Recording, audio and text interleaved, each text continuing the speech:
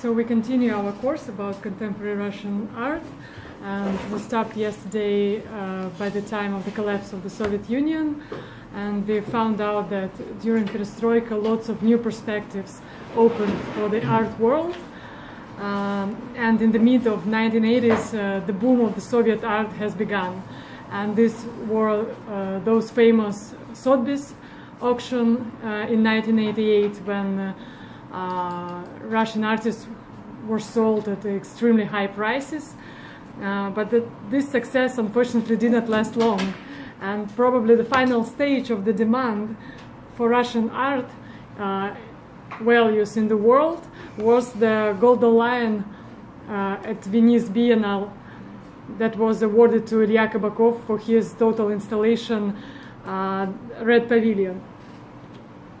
So here you can take a look at it, this installation.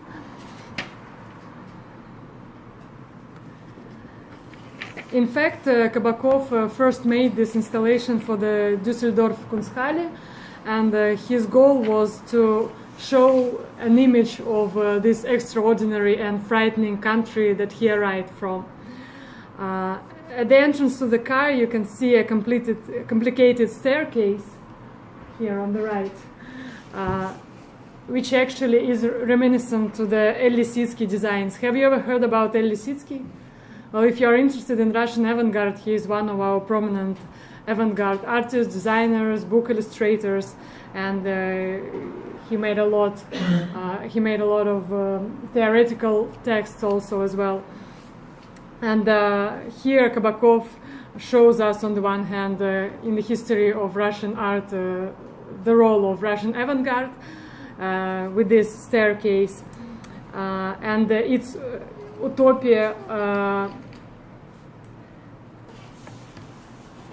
Yeah, you see it's going to the sky, and what he actually meant is avant-gardist utopia, because artists in the beginning of the 20th century, they believed that soon a new world will will arrive, and a new population of people will arrive, and in this case they thought that they need to develop some kind of new art, dramatically new art for new people and for the new world.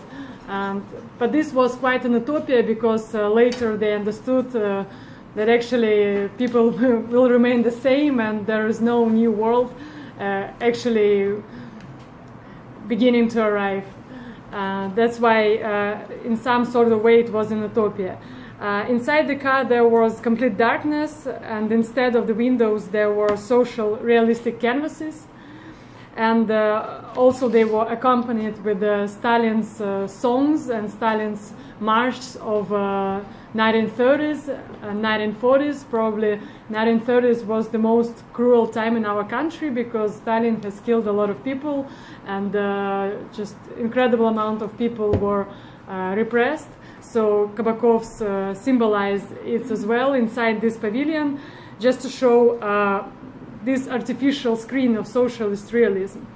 And on the way out of the car there was a pile of garbage left from the construction of it, and this symbolized the post-war ruins of the Stalin sculpture.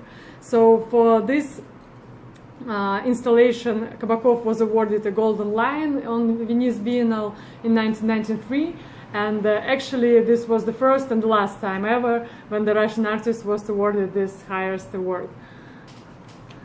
In 1991, Boris Yeltsin became the first democratically elected president in the nation's history, and speaking about art, after the collapse of Soviet Union, it becomes totally free from any restrictions, from any censorship. Moreover, censorship is forbidden by Russian constitution, and on the other hand, the state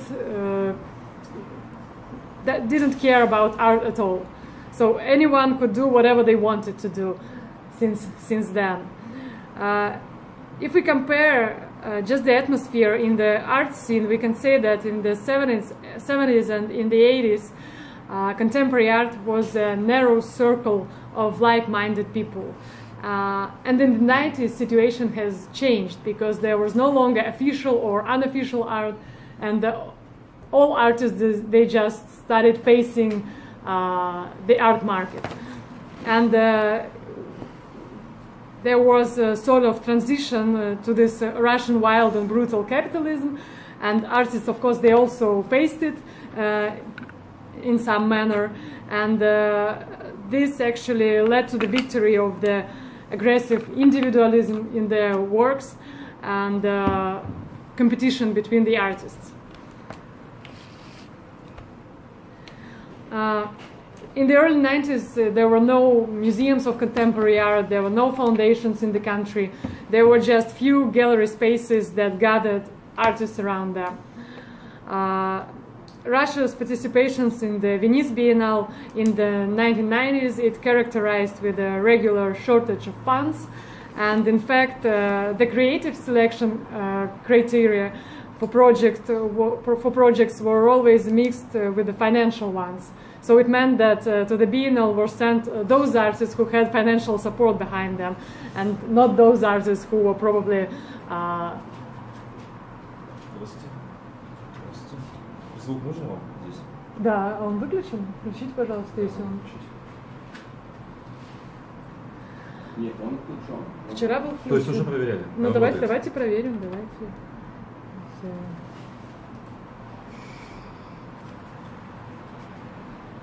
Хотя я только что вставила флешку, и там был звук. Был звук, включен, да? Да, включен. Все, значит, больше, в принципе, здесь ничего. Да, хорошо, спасибо. Спасибо.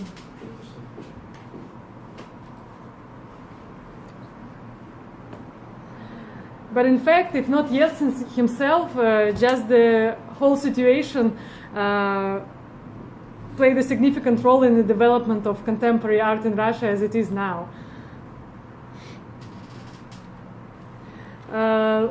Let's try to remember what was life in 1990s. I know that you have some history classes and probably you are aware of what happened in 1990s, but still let's talk about it once again. So I would say that there were both advantages and disadvantages, as it is always in our lives. So on the one hand, there was extreme poverty and unemployment, but on the other hand, this was rise of oligarchs and so-called new Russians, as you probably have heard this term. And of course, this was lawlessness and bandits and criminals, but both are quite expected at the times of troubles, I guess. And also to continue to own your own business, you had to regularly pay to some criminals for protection from other criminals. And addressing to police was quite an unreliable situation.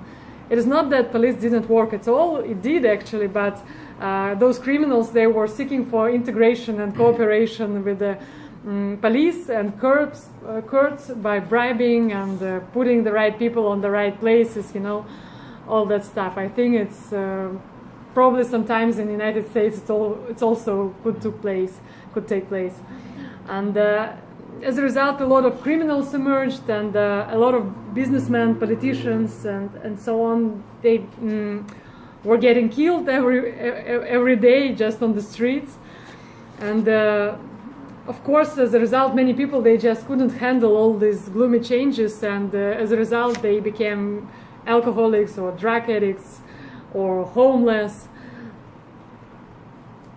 Talking about kids, they were often left mostly on their own, and as a result, there was such a thing as gopniks. I don't know, have you heard this word, gopnik? No, gopnik is a young person who behaves like a criminal, probably, I don't know, maybe in New York, somewhere in dangerous districts. There are also some kind of these people, maybe among Afro-Americans or something like that. So in Russia, a lot of school year teenagers, they started being left on their own and behaving like criminals and so on. And of course, this was also a conflict in Chechnya.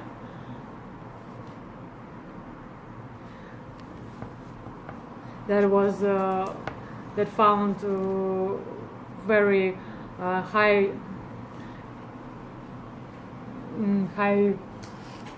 resonance among the society, because if we compare, for instance, the war in Syria nowadays and the war in Chechnya, the difference is that soldiers that go to Syria, they go on contract.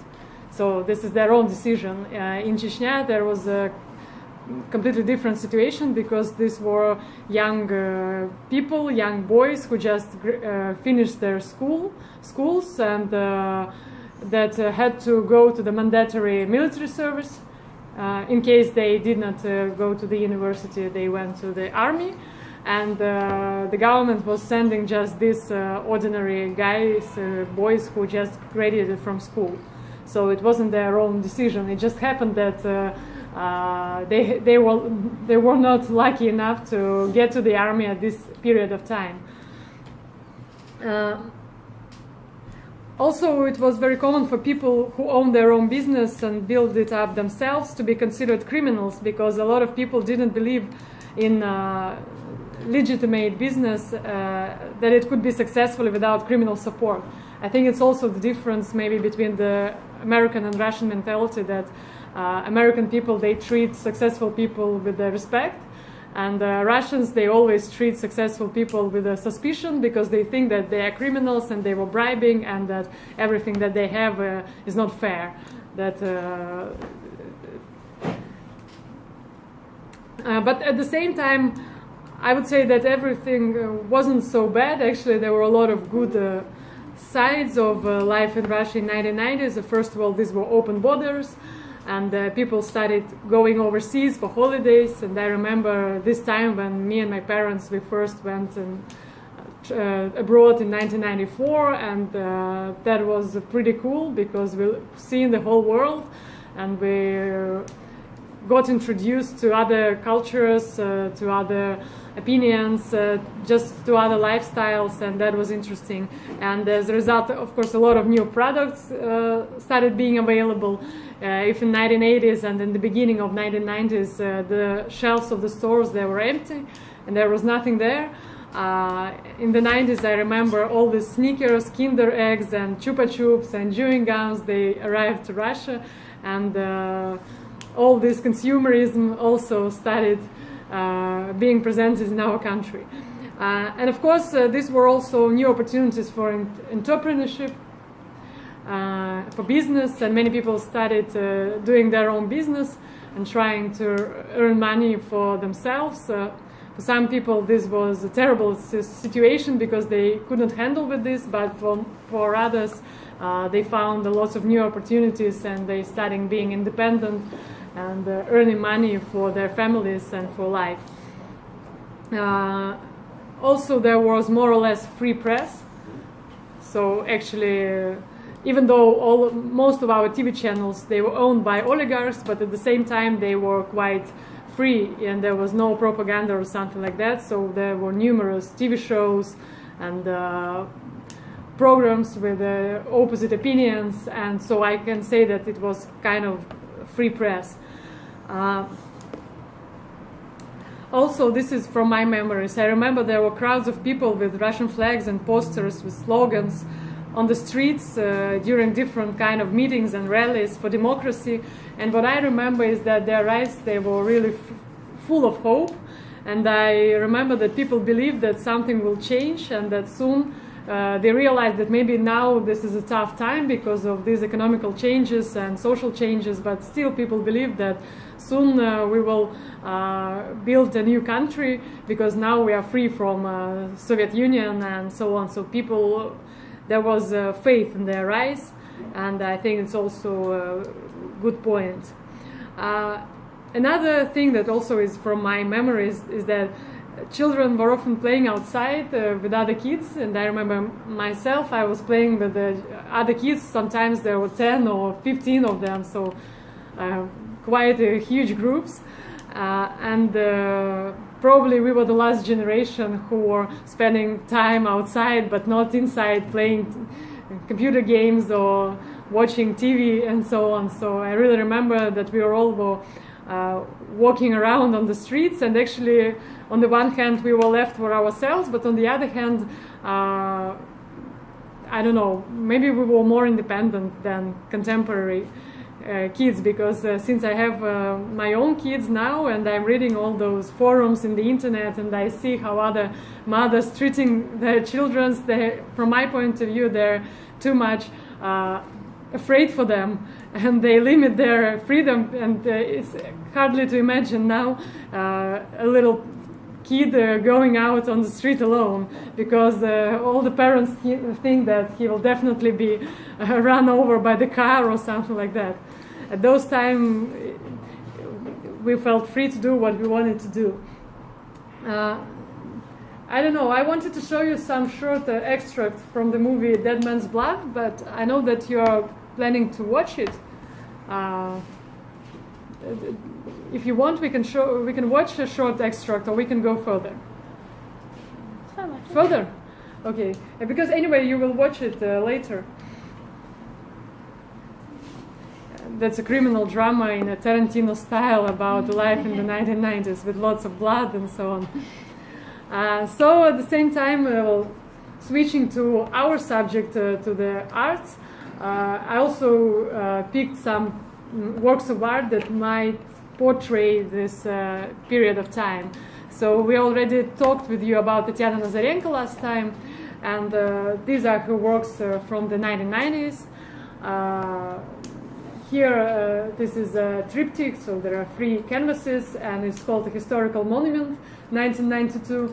Well, actually, the theme of history was always important to Tatiana Nazarenko, and here she shows that what once has been pride and glory of Russian aristocracy is now ruins and devastation, because no one was paying attention for reconstruction or for something like that in the 1990s, and all those buildings, they just got devastated.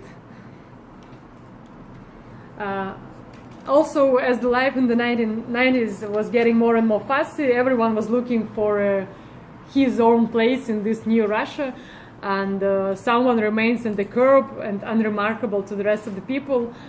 And Tatiana Nazarenko made such an installation. These were hundreds of life-sized objects, like mannequins, like human figures, on plywood, and she painted them as real people, and she wanted to paint all those people who were thrown out of the normal life, who were begging for some money, or who were begging for some job, and who were just on the streets maybe selling something. Because I remember even me with my grandmother, we were picking up our vegetables in our garden, and we were selling them outside on the street, just near the bus stops or near the metro stations. And actually police or someone did not care about it. I'm not sure that now you will have such an opportunity. And in life as well, there were all new standards, a new understanding of success, beauty, happiness, and so on.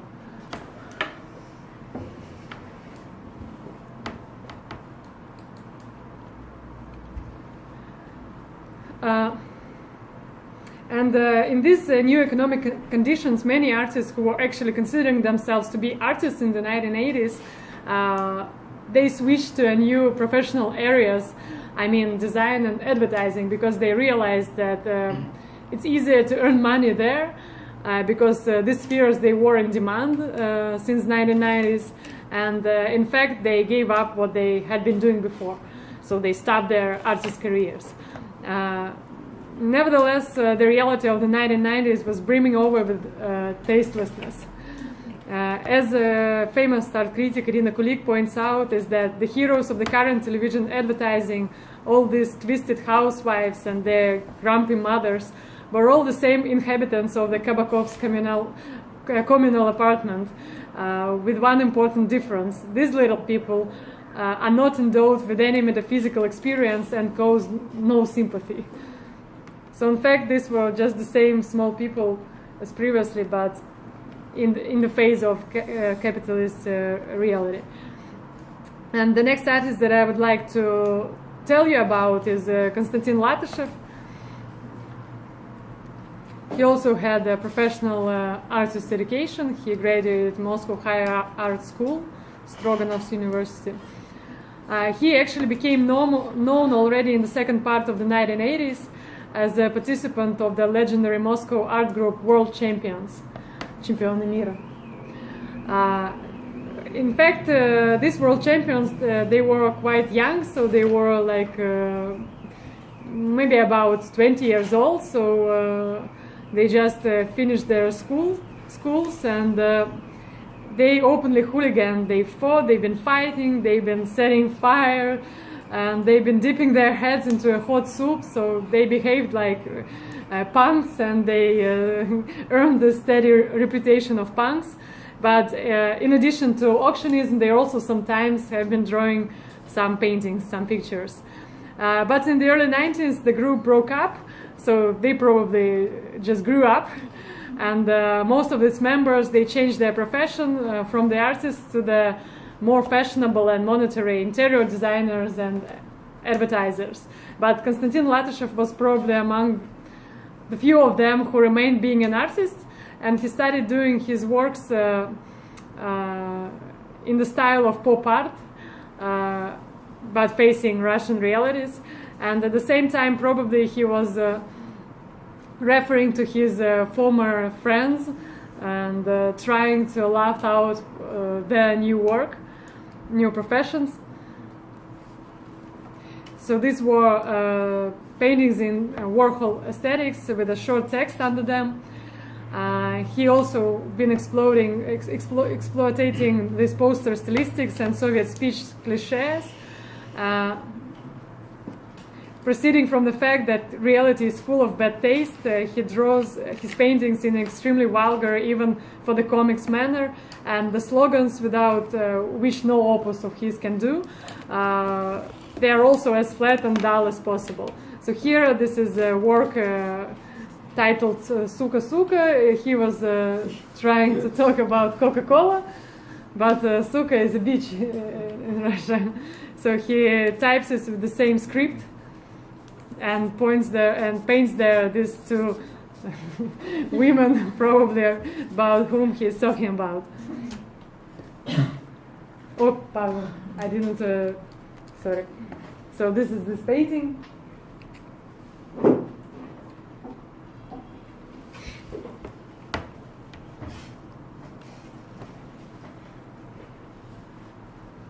These combinations of verbal and graphic cliches gave birth to an unplanned humorous effect, and they firmly come to consciousness, remarks another respected gallerist about his works. So here on the right, there is a painting, and underneath we see a title, Yacht of an Oligarch.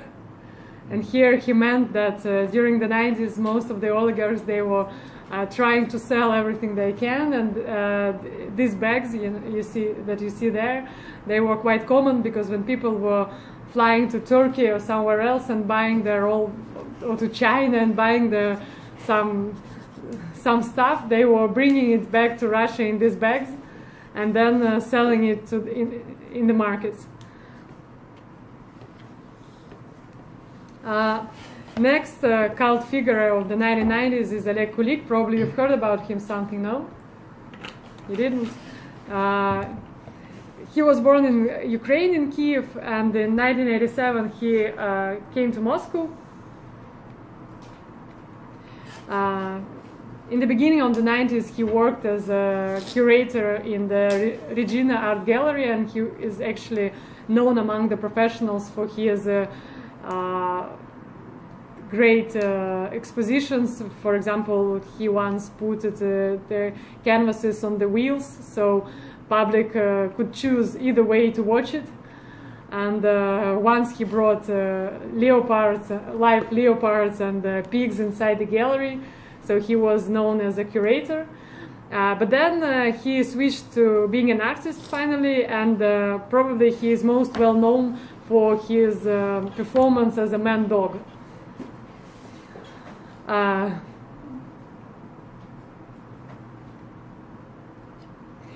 He himself describes the dialogue within his practice as a conscious falling out of the human horizon, which places him on hands and knees. It was expression of the inner beast of a man.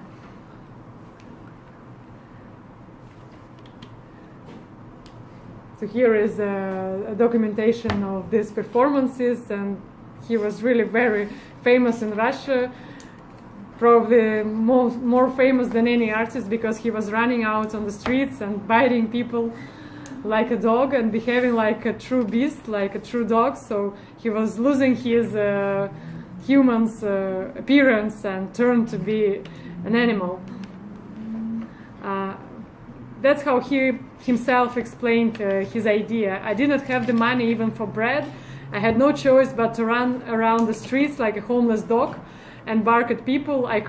Once I crowded to Marat Gelman, this is a famous gallerist in Russia, and suggested that I will guard the entrance to his gallery.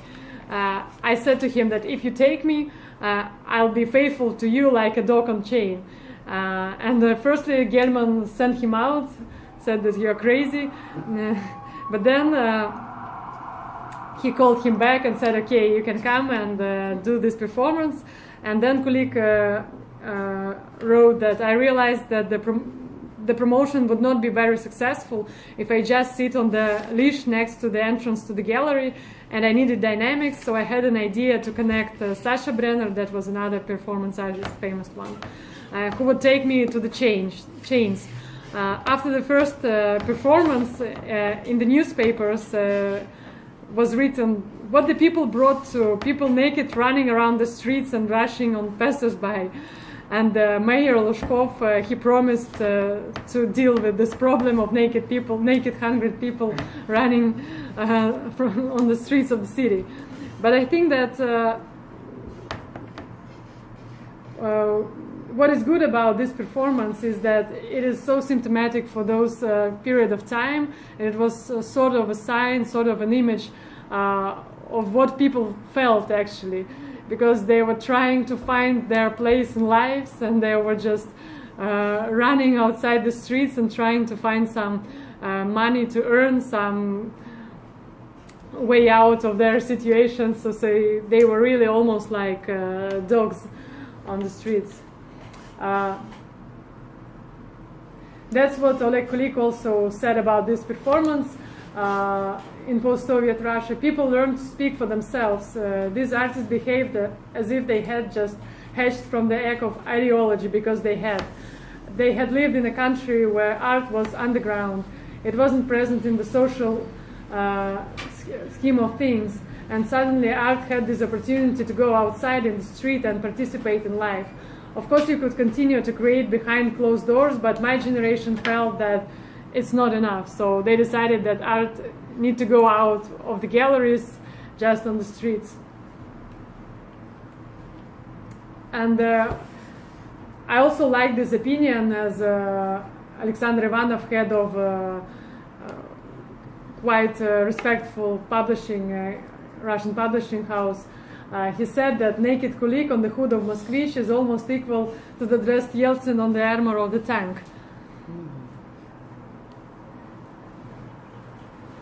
At the same time, Kulik, he anticipated the main trend of the 90s, which can be called the birth of art from the spirit of medialization. So it actually means that Kulik was extremely famous, and he invented this trend of being a media person for an artist, because everyone, even those who never were interested in the sphere of contemporary art, they knew about this Oleg Kulik, and that's why he became so popular, because he started being a media person. He actually also got recognition abroad, so he had several exhibitions in the United States and in Europe. So he is quite an international artist actually. And in 1997 he shown his performance "I Bite America and America Bites Me" in New York. For 2 weeks he lived in a specially built box. So he behaved like a dog in the cage, always on his fours. He drank water out of a bowl and growled instead of speaking. And gallery visitors could watch him through the windows of the box or enter wearing a protective suit. In fact, this is a reminiscence to the Joseph Beuys performance "I Like America and America Likes Me," that Joseph Beuys made in 1974. Spent 5 days living with the coyote in the gallery, and it was a symbol of domestication of America. And Kulik responds to him, but reverses the roles of a man and animal, human and animal. And later on, after this exhibition, American writer and artist wrote him a letter of love. So that's what she wrote. So it's not about animal rights. Maybe it's about our animal natures. Not a metaphor for being treated as dog. Women are treated as dogs by culture, minorities too, but not white men. You come very close, your face is covered with sweat, or perhaps it's just water leapt out from your bowl. Now your face is a few inches from mine and you are snarling. A dog that's close, you'd feel its hot breath on your face. If you were my sister's Doberman acting like this, I would be afraid. I don't keep pets myself, but I would keep you. And that, it seems to me, is conclusive proof, my dear sweet Oleg, that you are not an animal, you are not man's best friend, you are quite simply a man. So probably this might describe the American attitude to his performances. Later on, he was still working with all these zoological topics, which we can call such as theaters of an absurd existence of the 1990s. So we can just look through several of them. That's here on the red square from Russian series. This is also several works from so-called Russian series. So there were always a theme of an animal. That is an installation deep into Russia in 1997. There is a video also of it.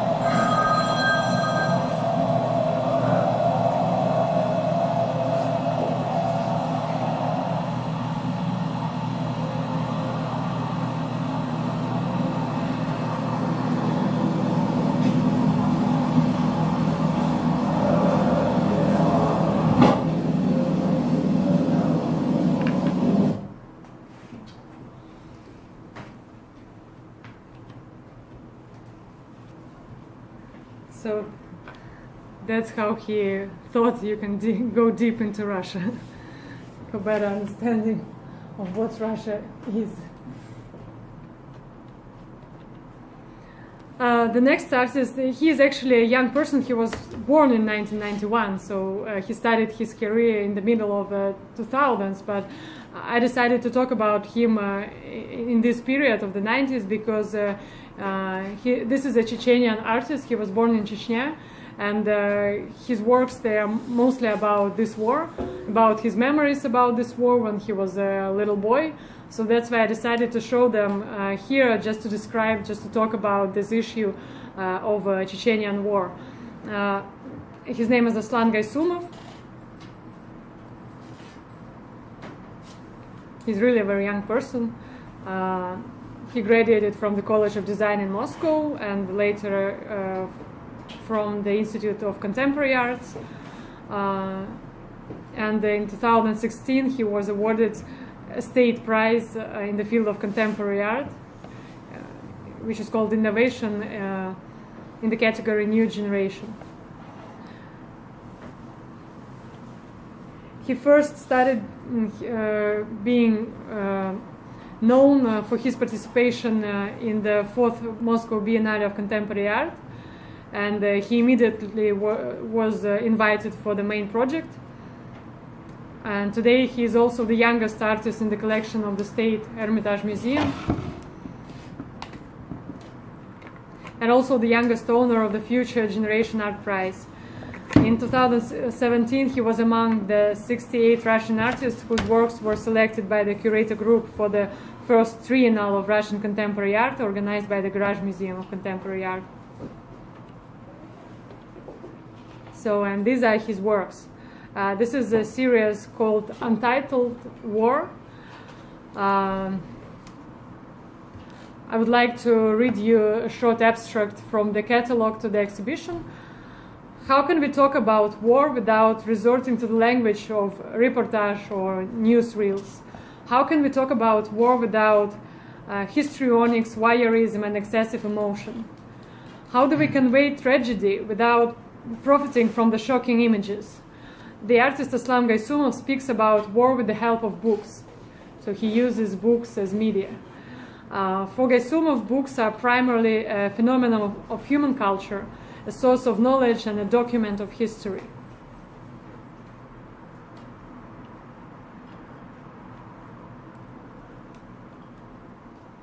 Are you writing down?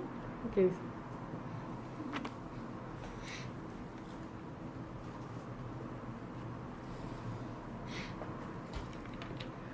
Through books, we discover our world, and like any other historical document, they are created in accordance with the rules of their time and reflect its character.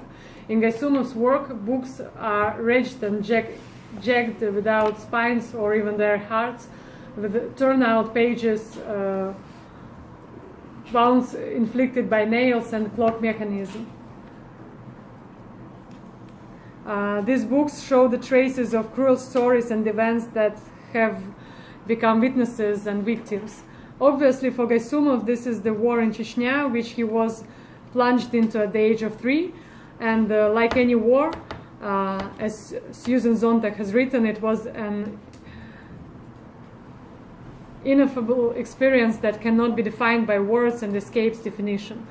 Words cannot convey the reality of war. And in Gaisumov's exhibition, when words are silent, books take it upon themselves to speak.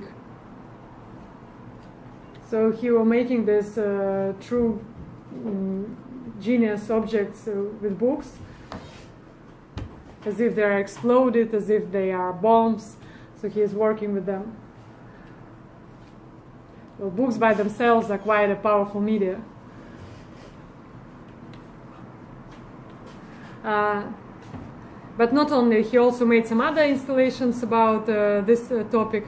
For example, his installation Elimination.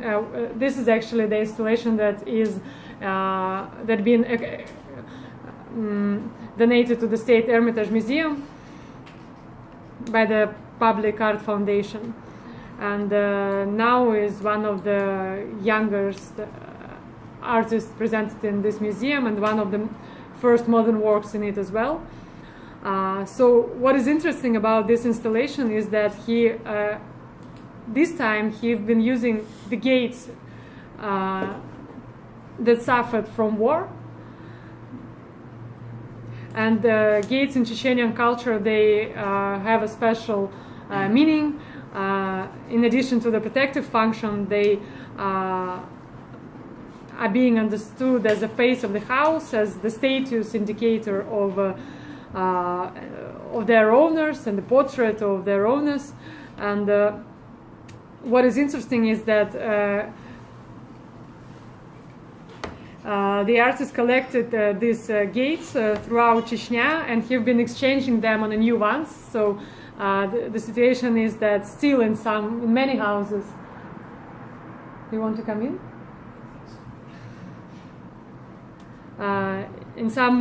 Still in some houses there are the same gates suffered from the war, and he was just going throughout the region and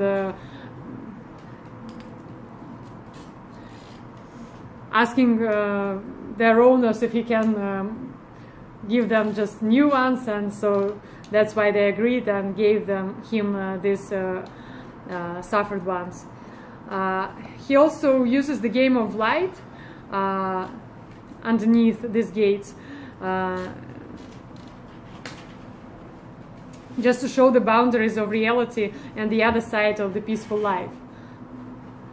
So I think this installation is quite full of meaning. and describes, well, his attitude to this war.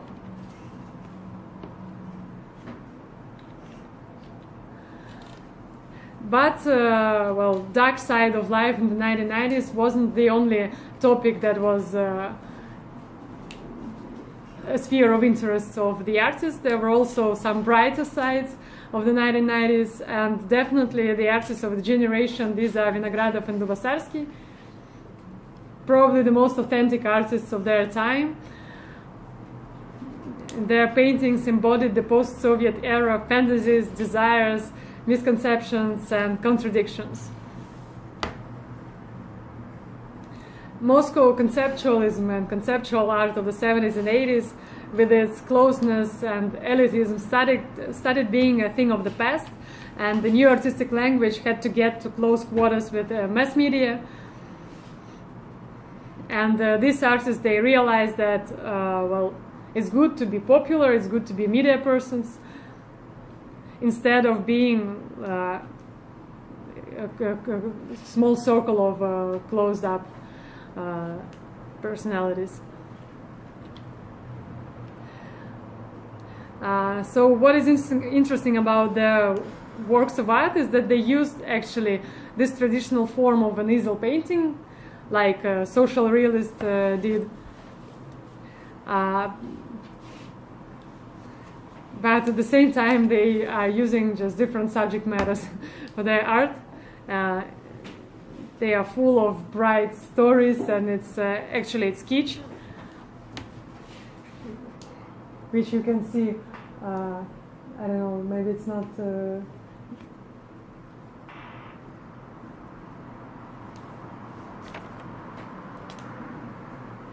There in the middle there is a leopard, so they're drawing just typical Russian landscape in the style of typical Soviet painting, like Arkady Plastov probably did, but they put there some crazy things like a leopard or naked girls or something like that.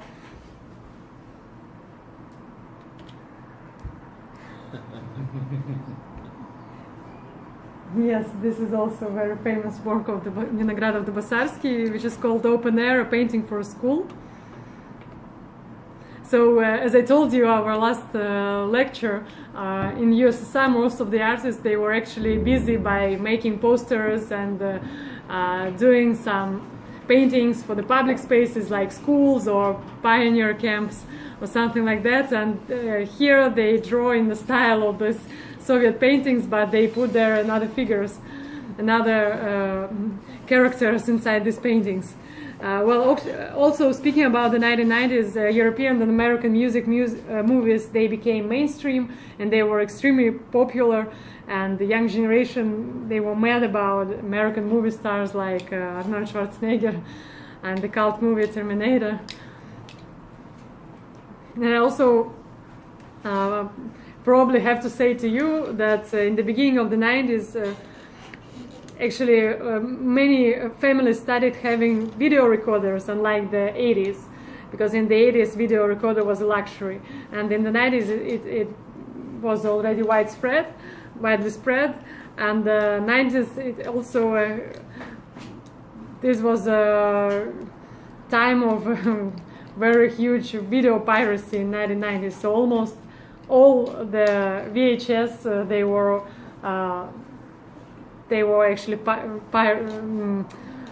illegal. They were illegal, and the piracy was just everywhere.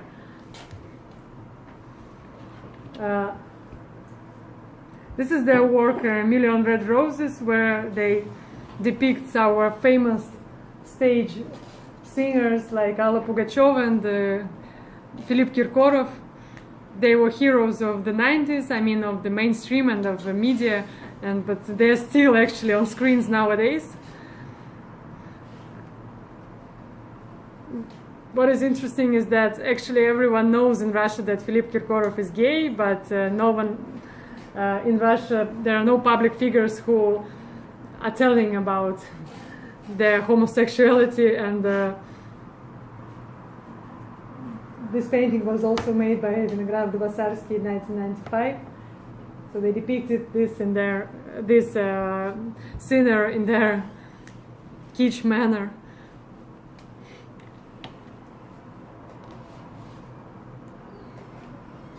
So several more paintings like Russian Troika, a painting for a travel agency, they called it.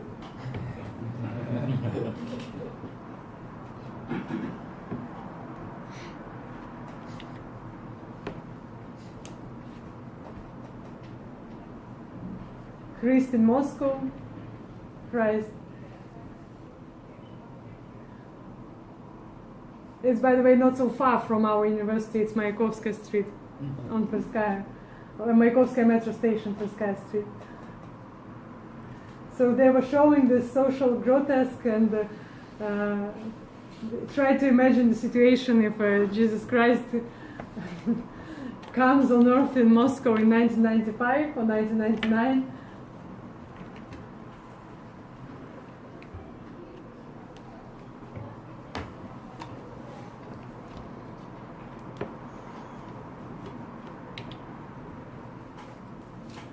So their works were an exotic scenery of the local Russian capitalist theater, and the actors of which were heroes of Western mass culture and vivid examples of new Russians who were also their first buyers.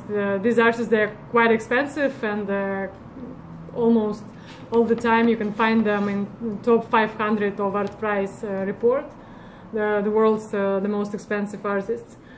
And they were very popular among these new Russians, you know, because they loved their style and they were buying their works. And once they made such a performance, they've been creating one of the canvases together with their customers, together with these people who are counted among the ranks of the oligarchs. So not only them, but also some entrepreneurs, businessmen took part in creating this canvas. So this is a photo when they were working on this canvas, and that's what they have in the result.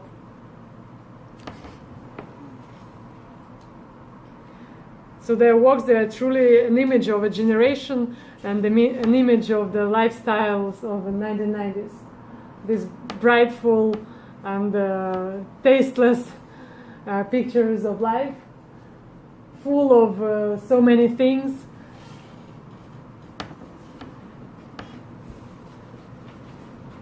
So if in the Soviet Union there was lack of products, lack of consumerism, 1990s they were quite the opposite. There was a surplus of all that stuff. That's also one of their famous works. So Bears in Wood, they actually are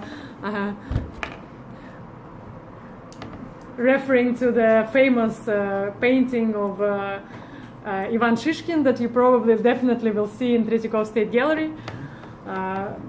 So I decided just to show this to you as well, and to tell you one interesting fact about this painting. Maybe you will be told in the Tretyakov State Gallery, maybe not. You already were? Yeah. Do you know the story about this painting, that actually most of the Russians think that this is Ivan Shishkin who painted it. But in fact there were two authors of this painting, because Ivan Shishkin, he only made the landscape, and bears were drawn by the other artist, Konstantin Savitsky, in 1889. But the collector, Pavel Tretyakov, erased his signature, so it is often Shishkin indicated as the only author.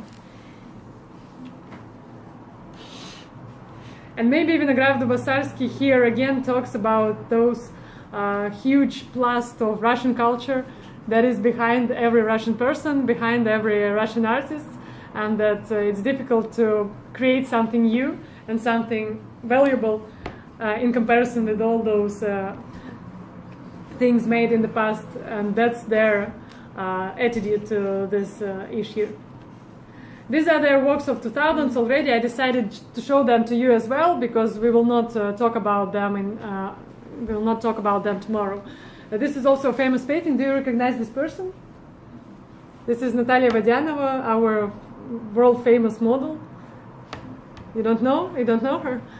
Well, she had great contracts with L'Oreal, with everything, with all these brands, and she was married to an English lord.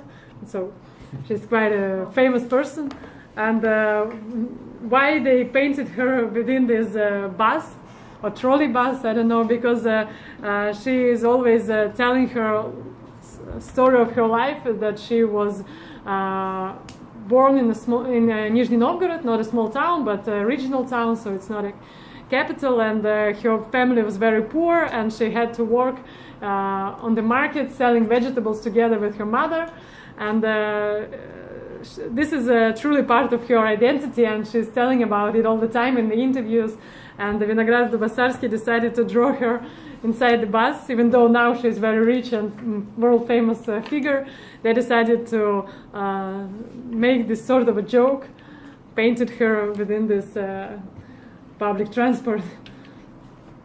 So in 2016 they actually finally split up. And what they are doing now is also quite interesting. For example, Dubossarsky, he created a series of paintings based on the photographs published on Facebook. And what is interesting is that several of the paintings had been drawn by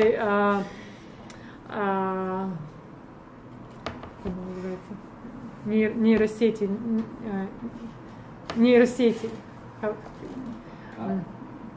Нейросеть. It's like robot analyzing your style, and then he can make a picture of that. Artificial intelligence? Yes, it's sort of artificial intelligence, but I mean there are many applications also, like I don't remember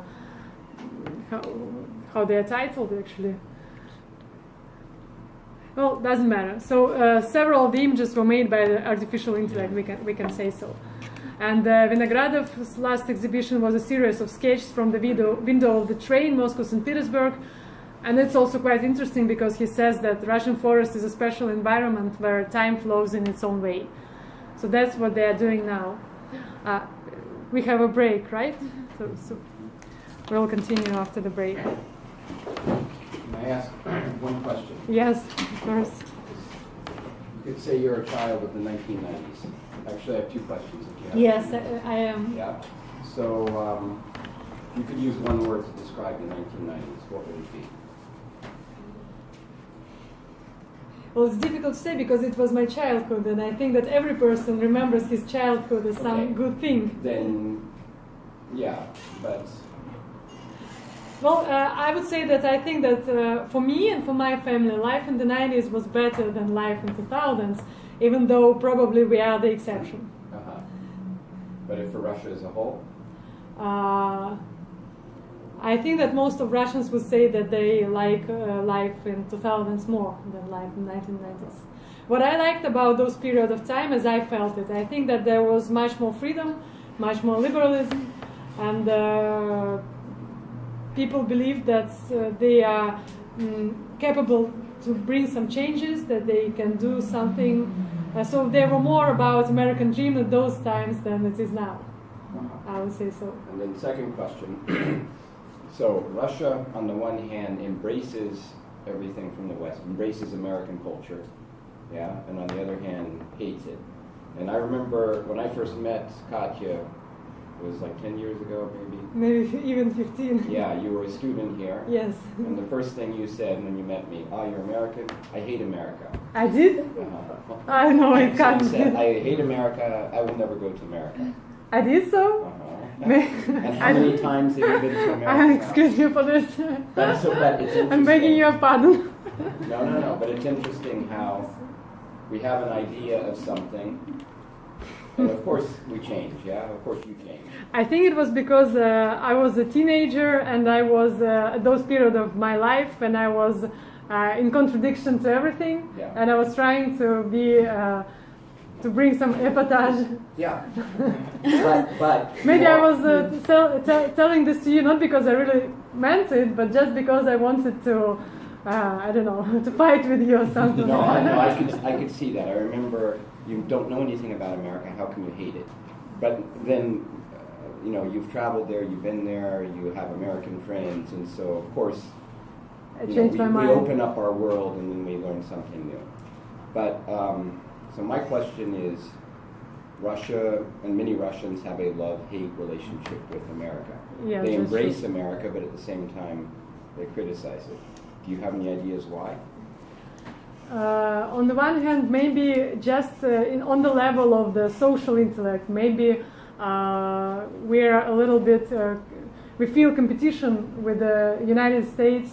It was in the Soviet times, so we were all the time, well, America was our rival, was our enemy, and so on.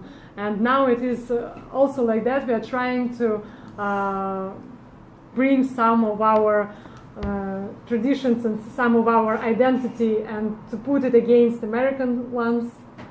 And we are trying to find out who we are and who are Americans. I think maybe something like that. Okay, that's all. Thank you. I don't remember, I've been telling this. No, Trust me now. You should be proud of that moment because it shows how much you can change.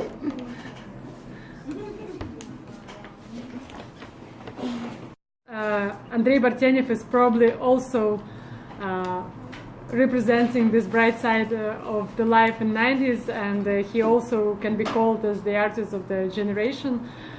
He is very popular now as well.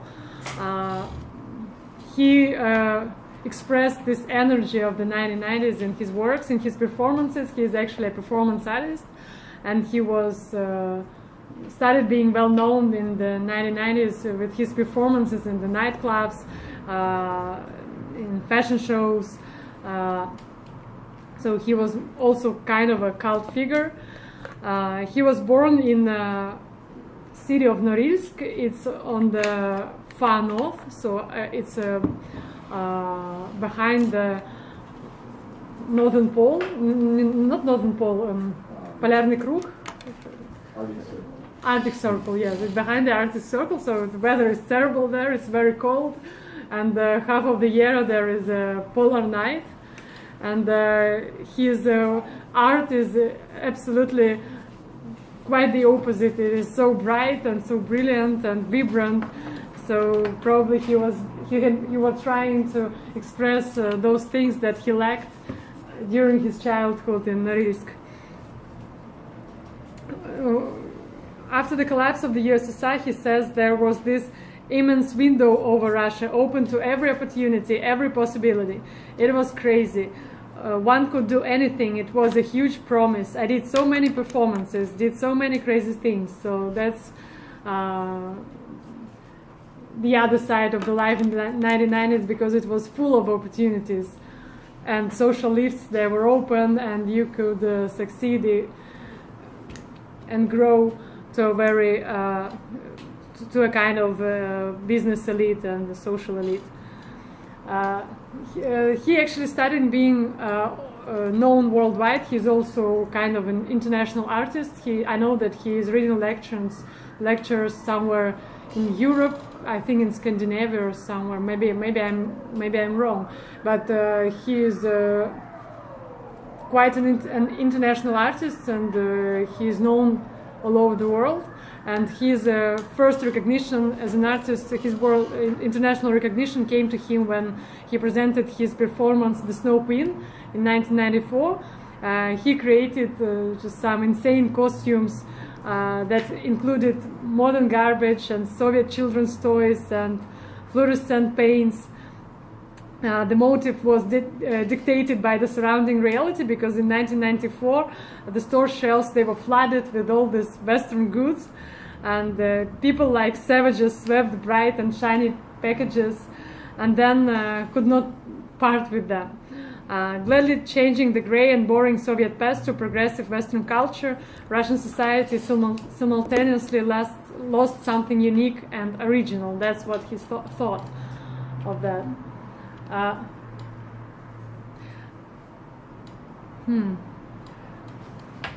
I wanted to show you this performance. There is a video, by the way, but I don't know where the link is, but I will try to search for it.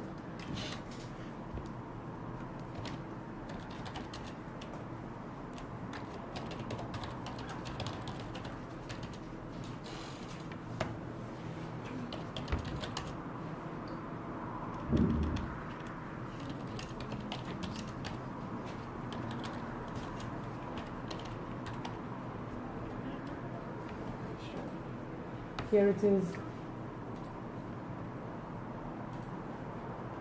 is Snegorotchka in Russian, right? The Snow Queen, yeah, no, Снежная королева. Oh.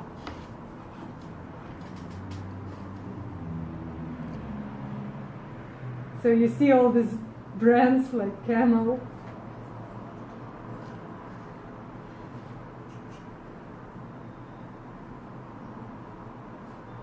They're just like aliens.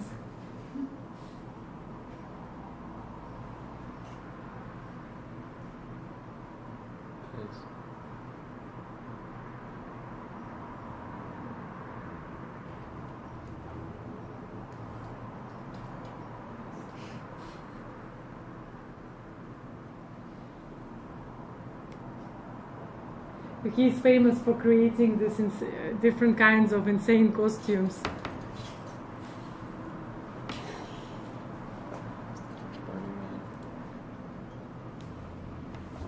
Like Burning Man? That's pretty much it, yeah.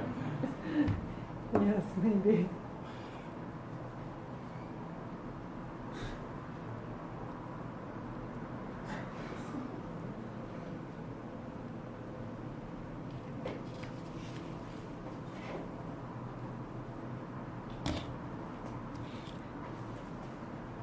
If Kulik was a man dog, Bartenev is a man performance.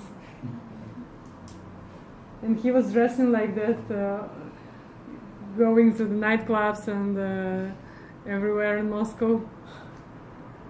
And he was also kind of a media person, and everyone knows him, even those people who are not interested in art at all.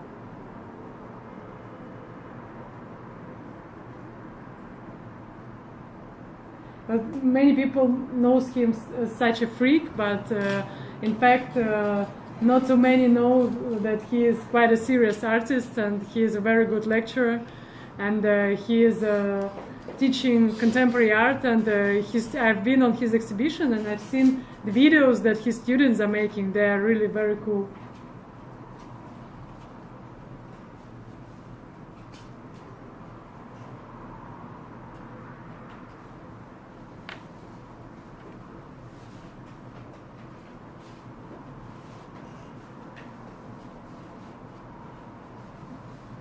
Неваляшки, do you know it? It's a Soviet toy.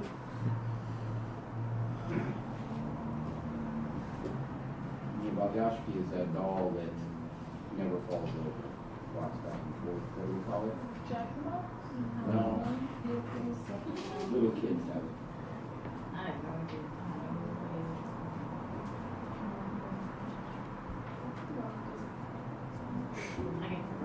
They're skiing.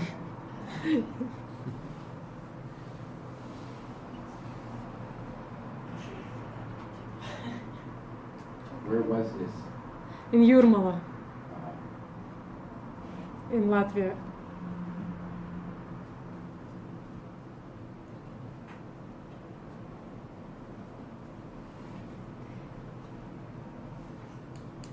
Yeah, that's true. It probably looks like a Burning Man, but it is 1994, so I guess it's pretty early than the Burning Man.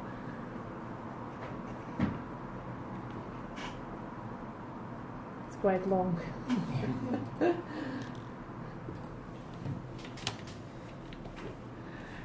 He's always also working in a style of collage. He says that he's been doing collage since his childhood. As soon as he learned how to use scissors, he cut all the newspapers and magazines in his house. And of the usual forms, some extraordinary beings were born.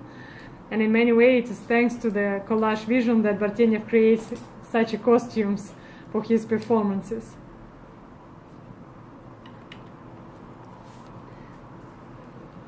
That's what Olga Sviblova, a curator of Bartenev's 50th anniversary exhibition retrospective, wrote about him. In the 1990s, it was a celebration of freedom, which showed how easily everything can be mixed with everything in a personal and social creation.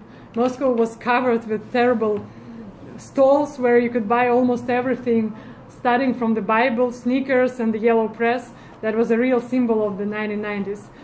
Bartenev wonderfully expressed this time in insane collages, which he wove into the fabric of his sculptures.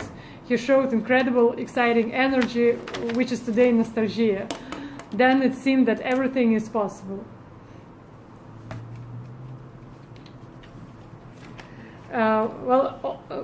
Today in the morning I just remembered that I need to show you some other performance that I don't really like, but I think it's also a sign of the, not a sign of the time, but it was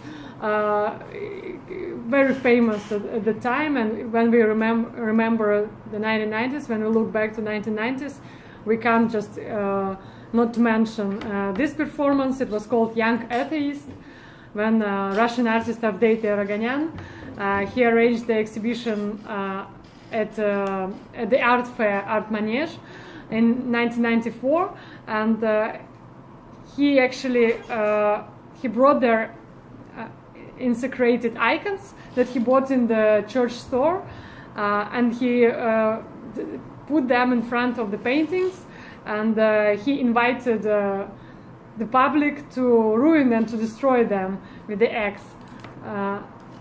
Well, that's quite a strange performance from my point of view, because I don't see any kind of such a real artistic statement here. But still, well, it got very prominent. How he actually described it, that's what he wrote. As you know, art emerged when it ceased to be a sacred object. It was proposed to carry out destruction with these icons, after which the author's signature was put on the side. Thus, objects turned into a work of art. But funny thing that when he tried to invite the public to ruin these icons, actually there were no volunteers. Everyone looked at him as an insane person and did not participate in this performance, even though at first he thought that he will provoke public to crash these icons. But when no one did, he started crushing them by himself with an axe. And the action was stopped by the guards of the art fair, because well, visitors called them and they were angry that something wrong is happening on the exhibition. And a criminal case was instituted. At those times, that was quite rare. It was incitement of national, racial, and religious hatred, which is now happening quite often in 2000s, but in the 90s it was an exception. Without waiting for being sentenced, this artist, he left Ukraine for the Czech Republic, where he was granted political refugee status. And this action received a great public response. And I had to say that this art fair, Art Manege, it was in Manege, which is actually on the Red Square, almost on the Red Square. So he was destroying icons almost on the Red Square. And that, of course, got some public response.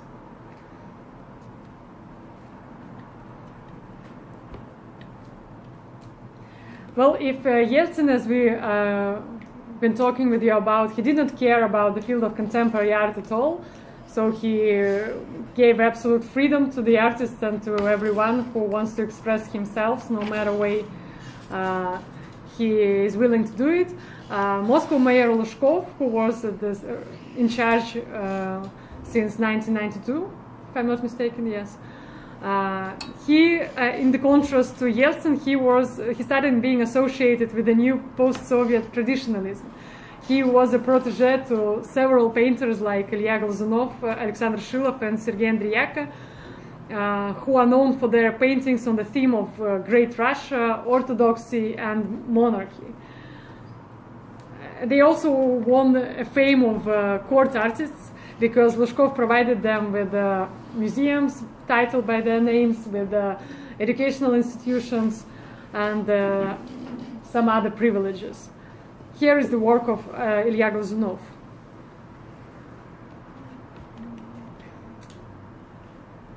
Luzhkov's style of construction also gained fame as Luzhkov's baroque. And all I can say that our atrium is probably also a monument of Luzhkov's baroque, I would say so. And in fact, it meant something large financial scope, very bright and very extraordinary, but at the same time with a primitive power and energy.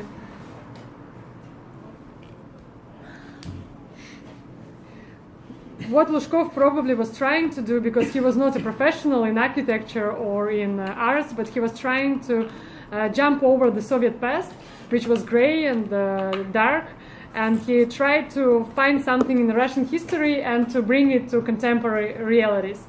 He wanted to build something opposite to official and cold Brezhnev style, and he wanted to see Moscow like a fairy tale, festive, bright, and beautiful, but through his own prism of taste. And many art critics, they identified his style as kitsch and bad taste. So here are a few examples of this so-called Luzhkov's baroque, Luzhkov style.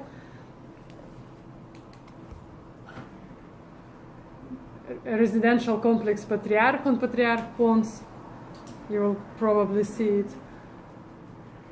Several buildings, some other buildings.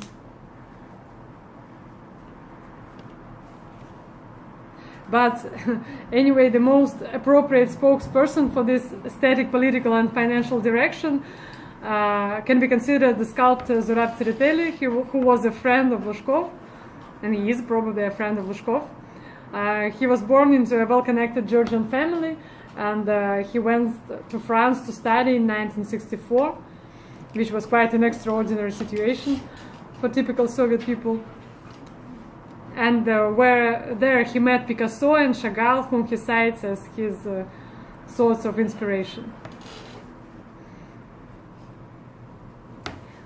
And you believe Muslim? And you believe Moscow's way? Yeah, I know. I remember you told me. That's why I decided to speak about him.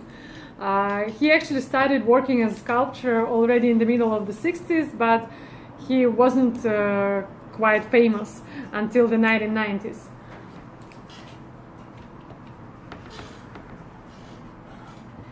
It is being thought that his notoriously close relationship with former Moscow mayor Yuri Luzhkov, and as well as talent for politicking, meant that Moscow started being a city space for the furiously kitsch productions of his studio.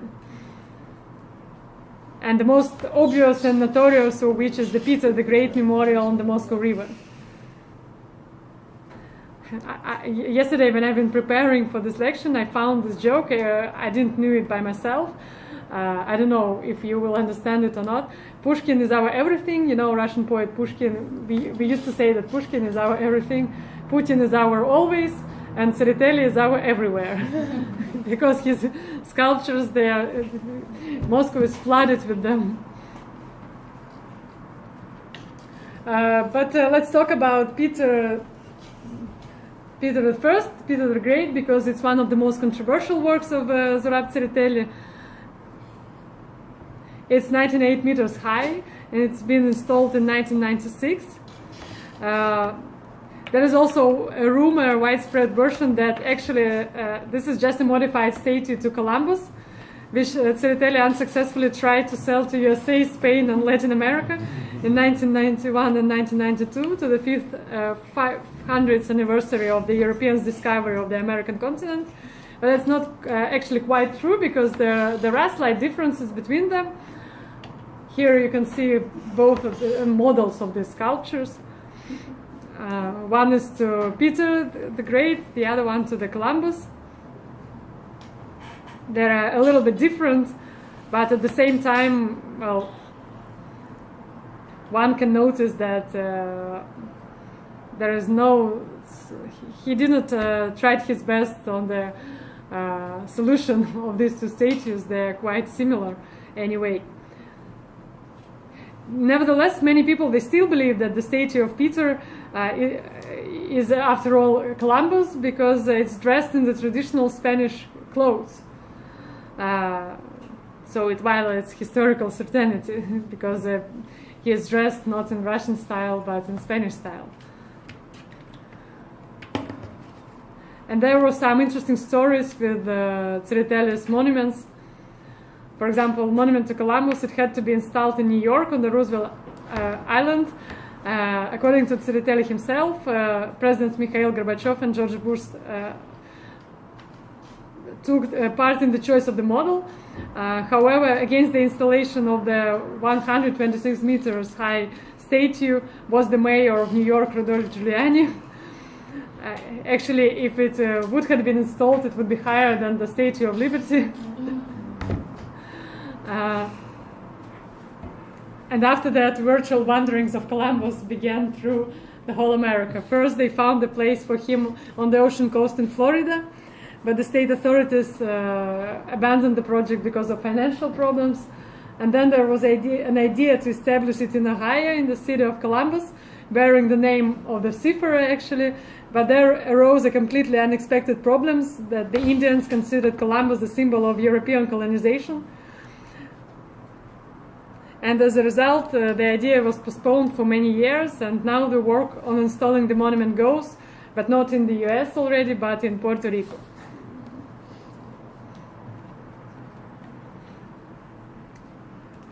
Returning back to Peter I in Moscow, on July 6, 1997, the group Revolutionary Military Council tried to blow up the monument.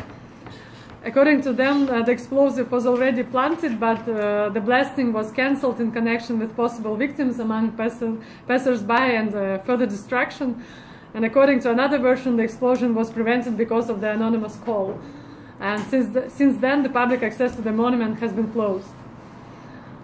In 2007, the Museum of Contemporary Art, Art Foru, organized an auction collecting almost 100,000 rubles. Donations for the dismantling of Tsereteli's works. They installed a plastic box before the entrance to the exposition with the corresponding inscription, fundraising for the demolition of monuments set everywhere by Zurab Tsereteli. Since Luzhkov was disposed, there were also attempts to relocate Peter, also to St. Petersburg, but they were unsurprisingly not interested. Besides, the transfer of the monument would cost the city budget up to 1 billion rubles. And besides, St. Petersburg already has one Peter made by Tsereteli. It is standing near the Hotel Pribaltiskaya on Vasilievsky Island. So maybe we can try to explain what's so wrong with the statue. Well, first of all, I think it's actually clear when you look at it, because it's an example of kitsch and bad taste, because it's just enormous, and Moscovites, they were shocked with this 19.8-meter monument because it's disproportional to everything else in Moscow, in old Moscow. Besides, if you take a closer look, sculptures might tell you that his legs, they are actually slightly backwards. So not very quite good from the point of view of anatomically. Also, people were laughing that the sails, they look like French curtains. And I read in one article that, look, this is a ship, this is not a hotel room. Why the sails look like French curtains? But actually, I need to say some good word about Zurab Tsereteli as well, because he is a president of the Russian Academy of Arts, and I think that his evident talent to build relationships actually had done a lot for a Russian school of traditional painting, because he managed, due to his skills as a manager, he managed to prevent the Russian Arts Academy from destruction, and he had done a lot for the artists to save their studios, to have some kind of support from the Arts Academy, and he is very respected among the traditional artists society. He is also the founder of the Moscow Museum of Modern Art, Moscow MoMA, which has 5 buildings in Moscow, and according to rumors, they are in the property of Tsereteli's family, which cost quite a lot of money, but still. And well, if you go there, you can find this lots of sculptures by Tsereteli standing there because no one wants to to take them, standing there in the backyard. But at the same time, Moscow Museum of Modern Art is quite a good institution, institution, and they are making great exhibitions, mostly thanks to his, that's also quite an interesting situation, that his grandson is at the same time his son. So he... What? Yeah, that's crazy. In fact, he's grandson, but he как бы усыновить. Adopted. And he adopted his grandson as his son. Oh, that is really not what we do. There's a few different ways that could have happened.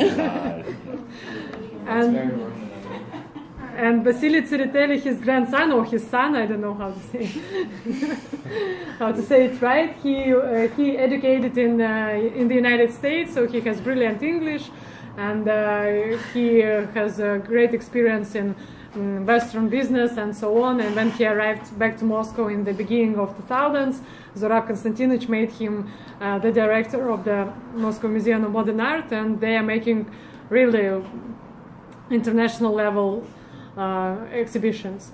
So, but still, there are also a lot of rumors. I don't know, but I've been reading several articles about Tsereteli that in the 1990s he asked Yeltsin to give him an opportunity, a right to bring his sculptures abroad without taxes, without and avoiding the customs. And I read some kind of rumor that he brought out of Russia extreme amount of как бы купру, медь, нет, как медь, bronze, and that he brought out almost, well, it was legally, but in fact he didn't pay any taxes. It was avoiding the customs, and that he brought out incredible amount of bronze, and he is considered to be one of the richest Georgians all over the world, one of the richest people all over the world. Yeah.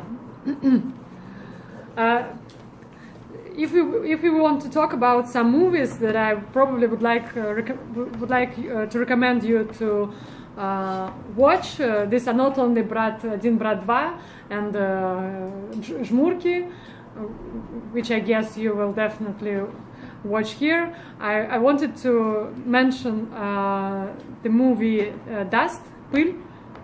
It's actually, it was screened in 2005, and it is a movie of 2001, but I think I want to end up our lecture with this movie because I think it's more about the generation of the 90s. What is interesting is that this movie, it has a very minimalistic budget. It was about $3,000 spent on this, on creating this movie. Even though there are quite famous actors participating, and first of all, Pyotr Mamonov, about whom I've been telling you yesterday, he is playing one of the characters.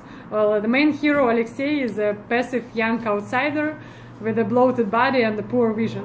He does a monotonous job at a factory, strives for nothing, wants nothing, and is interested in nothing at all.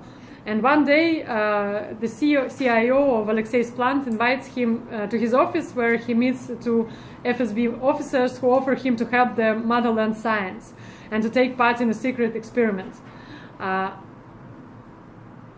In fact, it was a machine that can produce an effect of realizing one's most cherished dreams. And in Alexei's case, this was a perfect body.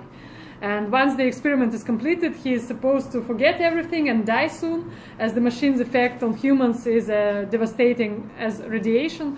However, from then on, he is obsessed with the desire to find the mysterious machine and to feel perfect once and once again. I want to show you the dialogue, the monologue of Pyotr Mamonov in the end of this movie.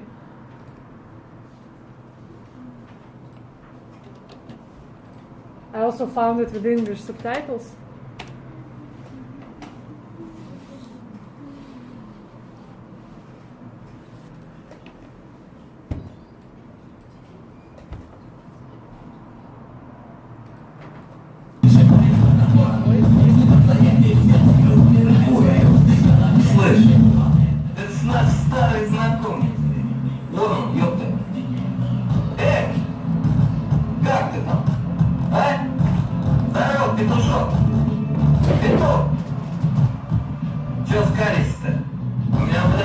наметанный на этих петрил, блядь.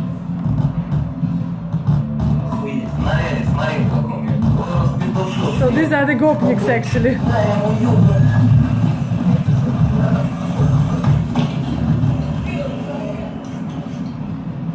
Вот вы скажите, вы музыку любите? У меня хорошая музыка есть. Не возражайте, если я поставлю.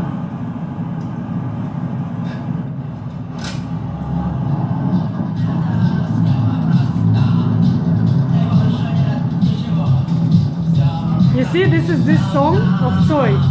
But the idea of the movie is that if in the end of the 1980s, willing to make some changes, in the end of the 90s, it started being clear that people don't need any changes actually. That they got their freedom, but they did not manage to become like personalities or to do something great for themselves as personalities.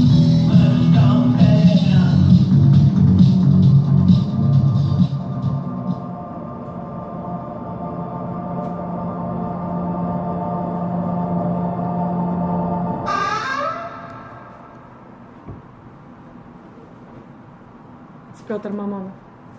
Алексей, а я вас ждал. Я знал, что вы придете. За вами была слежка. Но я попросил, чтобы ее сняли. Я этого не люблю. Присаживайтесь. Хотите выпить? Нет. Напрасно. А я вот выпил. У меня сегодня трудный день. Впрочем, вам-то какое дело? Вы ведь здесь по другому вопросу. Я даже знаю, что вы хотите у меня спросить.